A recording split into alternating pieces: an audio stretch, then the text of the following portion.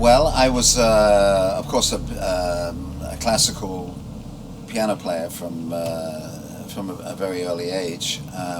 But I guess by the time I got to college, and even a little bit before, I was playing in a traditional jazz band, a big band, a Basie, Ellington, 16-piece band, and various rock bands, mostly sort of blues-inspired,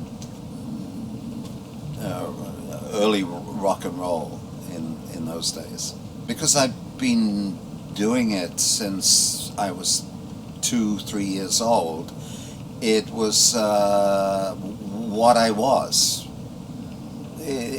Music was my life for a long, long time. Obviously not as a profession or something long term, but it was always there. So actually, I never really thought about it as a profession. Of course, to please my parents from school, I went to art school, as many musicians did back then, to actually learn something, learn a trade, as my mother would say. But that really didn't work out very well. I think I lasted 2 years tops at art school, and was brought in by the head of the art school, and he gave me an ultimatum: music or being at college. And I left immediately. I think they threw me out, actually. The Leicester College of Art was not exactly what I wanted to do.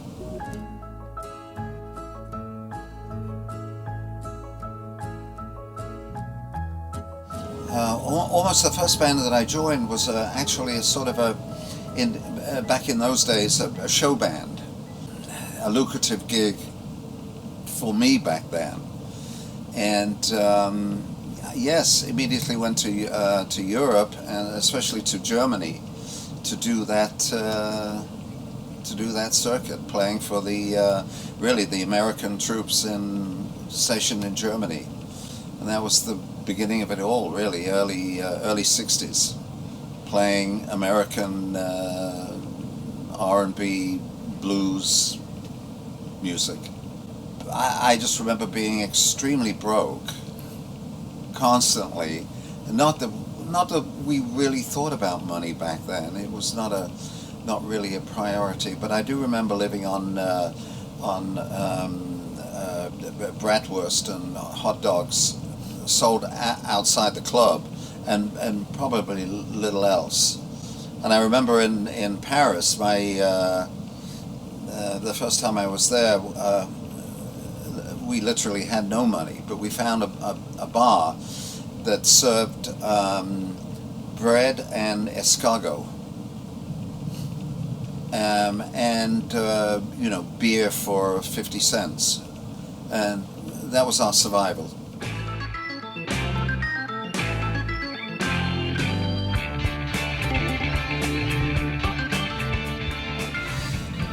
Yeah, that was the beginning of everything, really. And I played with a couple of bands. One of the guys from the Small Faces, Jimmy Winston's band, and a couple of really early bands. A really early sort of Pink Floyd type band.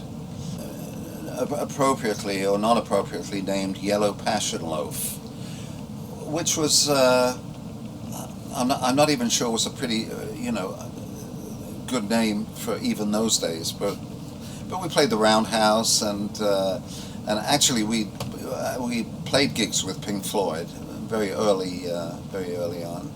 So yeah, that was the beginning of it all, until we were all meeting up at the Marquee Club in Water Street, which was the genesis of Yes, how it all began. they existed then, and we actually met at a drinking club next to the marquee called the Shas Club, and everyone kind of hung out there. Keith Emerson was there. He had the Nice, of course, and I met John and Chris and Peter Banks there. I think Mabel Greer's tour shop was in existence, but they were thinking of doing something new. But that was really the beginning of Yes. Famously, Peter was the one who thought of the name Yes, and it stuck. And we went out on the road doing gigs, and it became Yes. Of course, we had practically no original music at that time. We were famously doing other people's tracks in a slightly different way.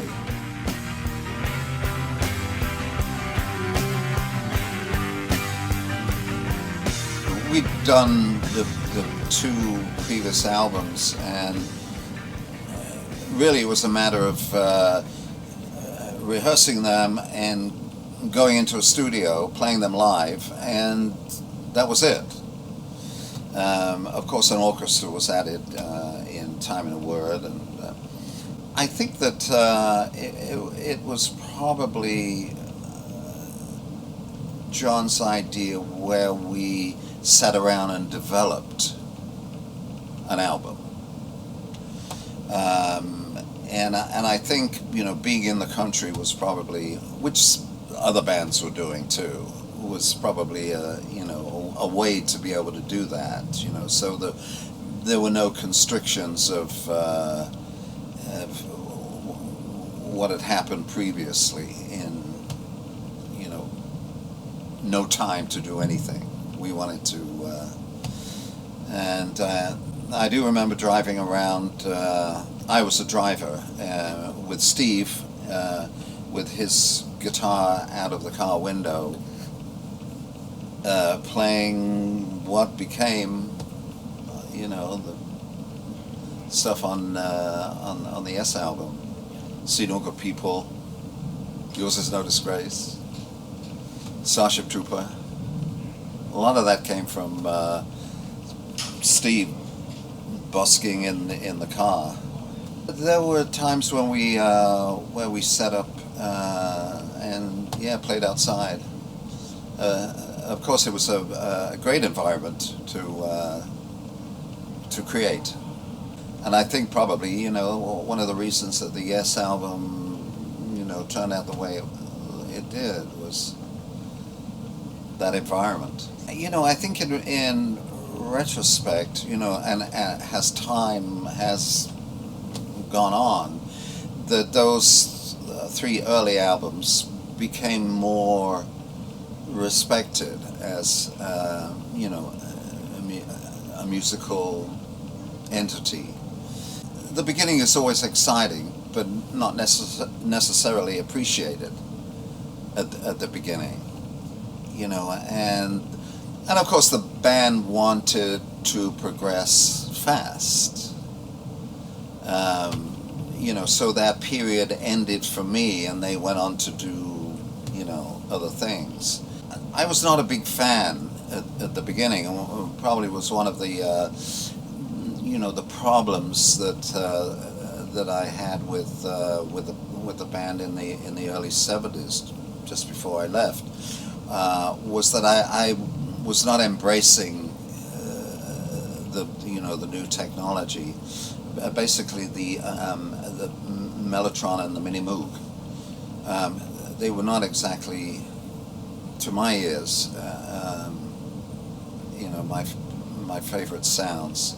I had become a big fan of the Hammond organ, and to me that, of course, with the piano too, the organic sound of those instruments were pleasing to me. Of course, the Hammond had existed, and I was a big fan of Jimmy Smith and Jimmy McGriff and blues from church Hammond to blues jazz Hammond. But of course, people like Keith and Brian and John Lord, and obviously, although I didn't remember that we talked about it that much, wanted to take it much further as an instrument, or especially as a lead instrument in a band. You know, my original inspiration was a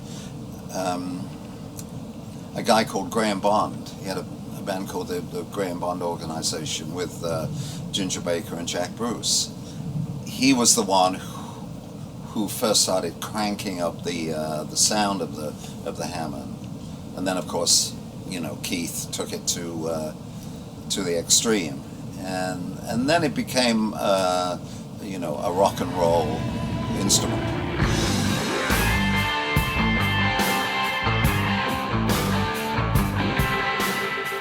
We've been actually rehearsing with those analog keyboards, and you know, MIDI had just been innovated, and it did actually become a way of reproducing the album,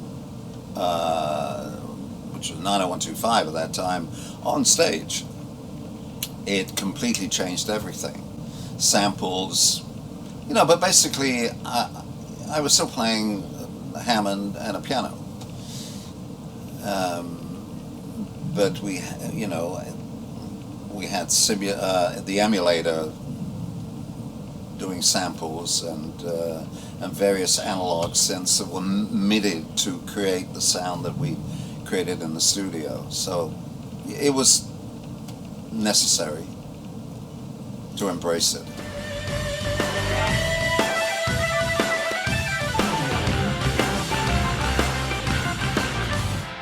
Well, of course, Trevor and I lived very close to each other, so I was actually with him the whole time that he was conceiving and doing that album.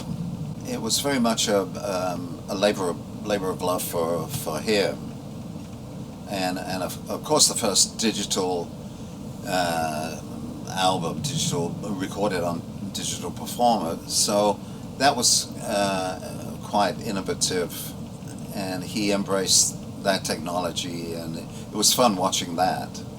The possibilities are endless, but of course the creative possibilities are also endless.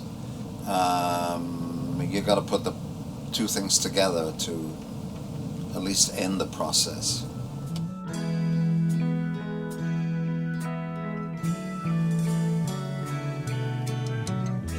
Well, you know, it's been an absolute joy, really, because I had been retired for some years. Billy joining the band when, you know, sadly Chris passed away, was an inspiration, really, because we had for 6 years had our own band together, Circa, yeah, and I was very happy that you know, Billy was able to take over from Chris. There's probably no one else that could do it, and I watched from afar of really what was happening to this band. I've always been a fan of Steve's, the originator, you know, what. And even though I love what Trevor has accomplished, you know, Steve was there from the beginning, and it was important to see where Yes went to. The way that I see this band now, I think there's a good chance of it being the same band for quite some time. John, the singer, is so talented, and of course Jeff, certainly one of my inspirations. And the band is just sounding so positive, and they're playing so well right now that it is indeed a pleasure to be able to play even the small part that I'm playing with them. It's fun.